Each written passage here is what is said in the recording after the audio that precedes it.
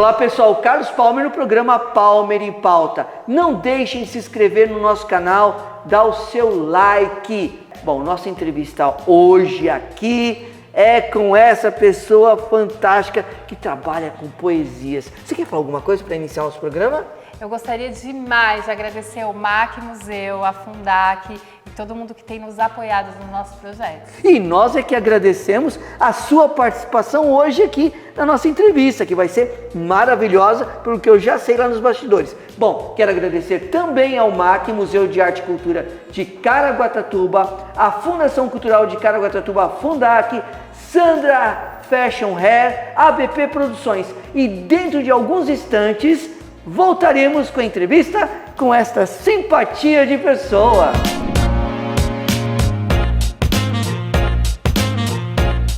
Olá pessoal, Carlos Palmer no programa Palmer em Pauta. Hoje estamos aqui no salão da Sandra Fashion Hair. É um grande prazer ver tantas novidades, tantas belezas.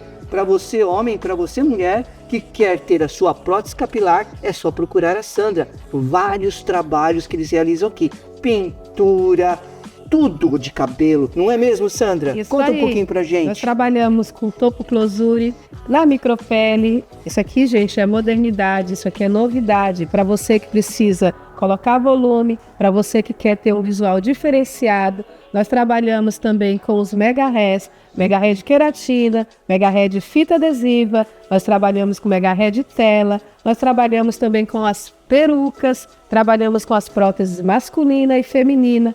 Temos muita coisa para te oferecer. Sandra Fashion Hair é um salão completo para você. Além de trabalharmos com as químicas, os tratamentos, tudo que você precisa. Quer ficar bela? Quer ficar cada vez mais linda? Tanto você, menino quanto menina. Nós trabalhamos também com crianças, maquiagens, trabalhamos com noivas. O Salão Sandra Fashion Hair é o salão mais completo de Caraguatatuba. Aguardo você. É isso mesmo. E qual o endereço e o telefone para contato, Sandra? Nosso endereço é Rua Altílio Arantes, 698, loja 1. Estamos aqui no centro de Caraguatatuba e o nosso telefone é o 12 2101 7007. Legal, não percam a oportunidade de vir aqui no salão de Sandra Fashion Hair. Uma equipe nota 1000, imperdível. Contamos com a presença de vocês.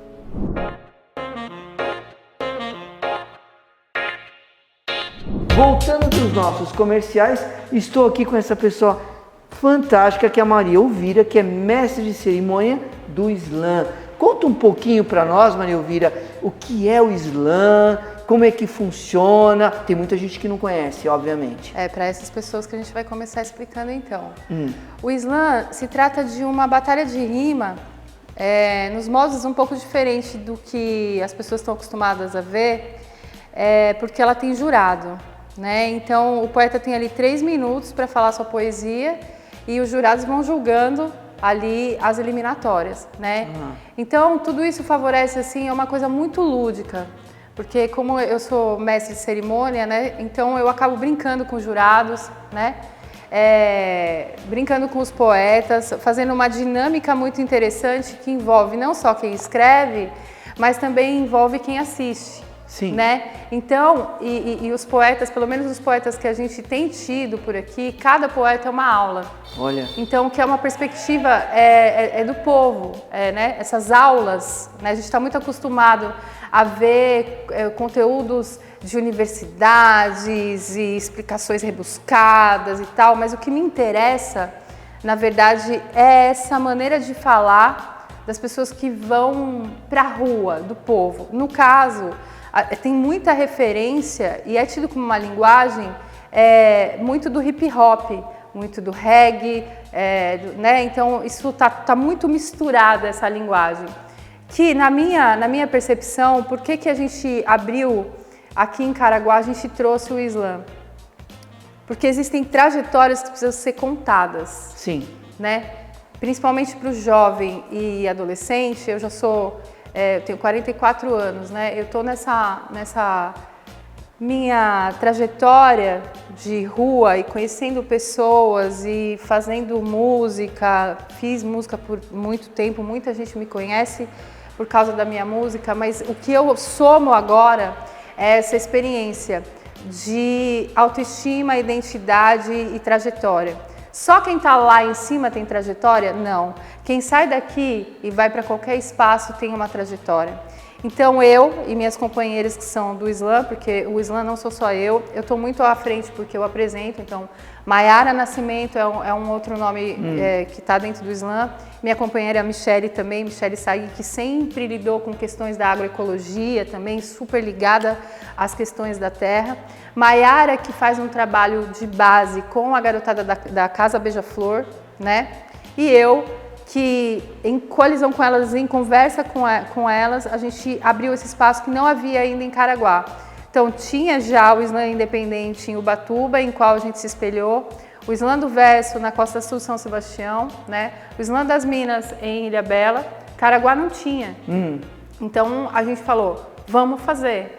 E vamos dar esse espaço principalmente para essas cabeças que estão começando a entender as dinâmicas sociais, né? Os atravessamentos que existem, né? O que é você escrever como um escritor periférico é diferente de uma pessoa de elite que tem todos os instrumentos na mão, né? Geralmente, a gente que vem dessa base periférica, a gente tem muito talento, mas a gente não tem o instrumento. A gente não tem o melhor computador, o melhor celular, as melhores plataformas, mas essas pessoas precisam ser ouvidas. Então, o trabalho do Islã é fazer com que essas vozes ecoem, e eu acho que está dando certo. Que legal. E quem é que dá apoio para o Islã? Bom, no caso aqui, nesse ano, nos 2 primeiros anos, a gente trabalhou de forma completamente independente. Ah, é? A gente fazia as edições sem apoio. Sem verba? Sem verba, sem nada. Então, a gente teve sim o apoio do Camugere Literário, que doou livros, então nossa premiação era livros, né? Aí o ano passado a gente começou a estudar melhor a questão dos editais e pegamos a Paulo Gustavo através do Ministério da Cultura, né? Tá. Então, isso deu para nós uma coisa muito boa, que eu acho assim que a minha satisfação é chegar depois de uma batalha de Islã e poder fazer o Pix de premiação. Porque eu sei que tem poetas que vão levar esse dinheiro para dentro de casa, entende? Sim, e que tem famílias que são beneficiadas, não é muito não, mas isso propiciou que a gente consiga fazer uma edição com tudo que tem direito, né? Ainda mais porque artistas periféricos têm dificuldade financeiras muito fortes, né? Então a gente propiciou esse ano, a gente tem trabalhado esse ano de 2024 o ano todo, inclusive nas escolas, que tem sido um trabalho maravilhoso de se fazer. Nas escolas é um pouco diferente do que é a edição que acontece na rua, né?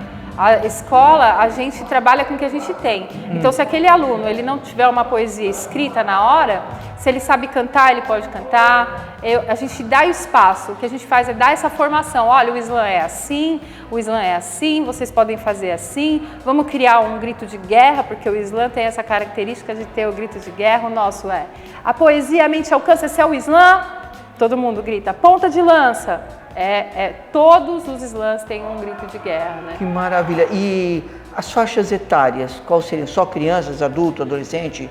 Qual Na que é? formação escolar, a gente está lidando com 8º e 9º anos. Tá. Né? Então, é a garotada dos 13 aos 17, digamos assim. Tá. Na formação de rua, nas edições de rua, aí já não tem uma faixa etária específica. Tá. Porque a gente tem poetas, inclusive, que participam que são já passados dos 50 anos, né? Então isso é muito legal também, porque Claro. você traz uma perspectiva jovem, de quem está vivendo a sua juventude e as coisas da juventude, e a gente também tem a perspectiva de quem já ultrapassou a linha dos 40, 50, 60, é aberto, tem que ser plural, porque é isso que eu quero fomentar, o que eu quero fazer pegar fogo, é essa linguagem da perspectiva do povo, entende? Isso é muito bom. A gente é um povo em formação. O brasileiro é um povo em formação. Então, você olhar a perspectiva de quem está na base e criar cultura aqui é diferente de receber uma cultura pronta. entendeu? Apesar de que o formato slam nasceu nos Estados Unidos, né? Mas sempre ligado ao hip hop, toda essa cultura urbana. Então, o que a gente quer, na verdade, é produzir cultura. Sim. Entendeu? Em algum momento, né, desses que a gente pesquisa, editais, não sei o quê, a gente quer fazer uma coletânea, a gente quer botar um livro na rua, sabe? A gente quer favorecer isso. E eu sempre achei que meu trabalho não fosse importante, mas honestamente eu tenho visto com bons olhos esse trabalho que eu, a Mayara e a Michele fazemos, né? O ano que vem essa equipe vai aumentar para dar conta da demanda de trabalho, né? É incrível como a gente com tão pouco abre tanto espaço, né? E muitas vezes o que a gente vê é o poder público com tanto e dando às vezes pouco espaço. Não é o caso aqui porque a gente foi contemplada pelo edital, a gente passou por uma seleção. Então a gente agradece essa potência que nos foi dada para que a gente continue fazendo o que a gente está fazendo. Mas se não fosse edital, não haveria patrocinadores? Não. Não? Não. Com um trabalho tão lindo e tão rico e tão importante para a sociedade? Existe sempre a questão da gente ter bons amigos e bons contatos, né? Sim. Isso aí Faz vale diferença. muito mais que ouro muitas vezes, Sim. né? Então um vai falando com o outro e aí a gente vai arrumando, verba vai arrumando, tenda vai arrumando, cadeira vai arrumando, mesa vai arrumando, giz vai arrumando, lousa vai... A gente vai conseguindo tudo isso. É a história de todo artista, né? Tem que batalhar pelo que acredita, pelo que quer, né? Porque nada vem fácil pro artista na mão, né? Não. E às vezes o artista tá lutando para fazer uma diferença na sociedade, para dar uma oportunidade para pessoas que têm talento e que muitas vezes não sabem que tem aquele talento. Vem uma pessoa dessa, faz um trabalho e aí? É a luta do artista. Eu preciso falar em nome da minha companheira, da Mayara, na Casa Beija-Flor, por exemplo. Todo mundo conhece aqui na cidade a Casa Beija-Flor.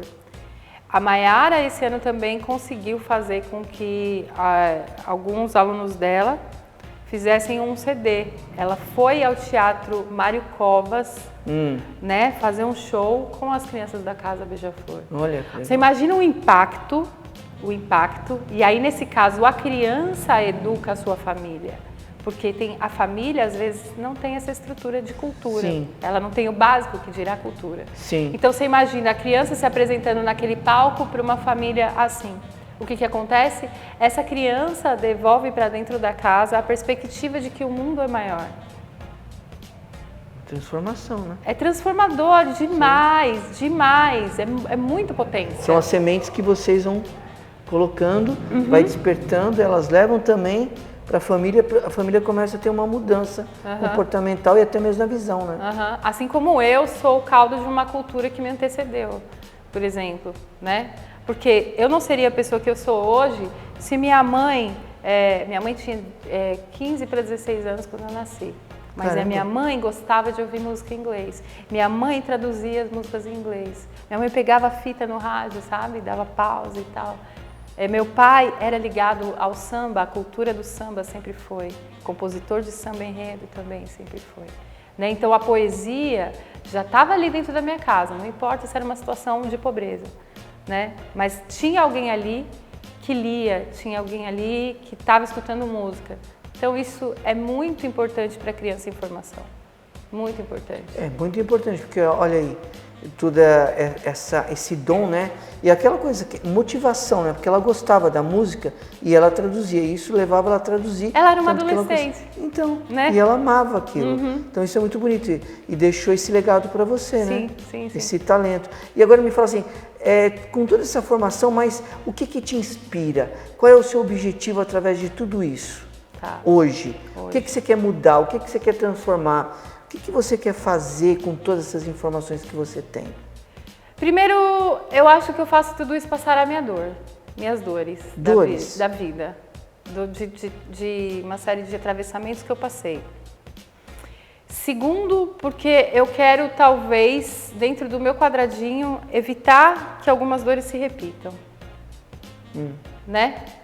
Terceiro, porque eu gosto das mestras de sabedoria popular. Então, quando eu crescer, eu quero ser uma delas. Quarto, porque eu tenho um filho, tenho 2 filhos, na verdade. Eu tenho um filho que é pessoa com deficiência e eu também sempre lutei por um mundo melhor para ele, né? Então, essas histórias todas que atravessaram a minha vida, eu sou neta de benzedeira, então eu gosto das plantas, eu gosto da ancestralidade. Então, eu agora, tendo entrado nessa segunda formação, eu vou, com certeza, daqui para os próximos anos, me aprofundar mais nesse tipo de pesquisa, né? Sobre a educação decolonial, digamos assim, poderíamos chamar, né? Não eurocentrada, mais voltada para a nossa estética brasileira mesmo, mais voltada para o pensamento do que pode vir a ser uma emanação incrível, né? Então eu sou uma sonhadora ainda, apesar de tudo que eu passei, eu transformei cada fio da dor num crochê para dar forma a outra coisa. Isso daí porque tem 2 coisas em você muito importantes também, além de tudo que você me fala. Você é uma pessoa extremamente sensível, né? Isso, E você também deve ser muito perceptiva. Muito. Principalmente com essa carga energética da sua avó. Então você deve ver a vida de uma forma diferente. Por exemplo, o que eu falo, né? Para as pessoas sensíveis e sensitivas, para a pessoa que não um beliscão é um beliscão. Para uma pessoa que tem todas as sensibilidades, um beliscão parece um tapa, até hoje porque dói muito mais. E a vida acaba agredindo mais, porque viver não é fácil. Não. Agora, diz uma coisa, as pessoas falam, escola, a vida é uma escola. Sim, a vida é uma escola, mas o que a gente topa em decepções, em coisas ruins no caminho, é muito duro. Parece que aqui realmente é a verdadeira escola, né?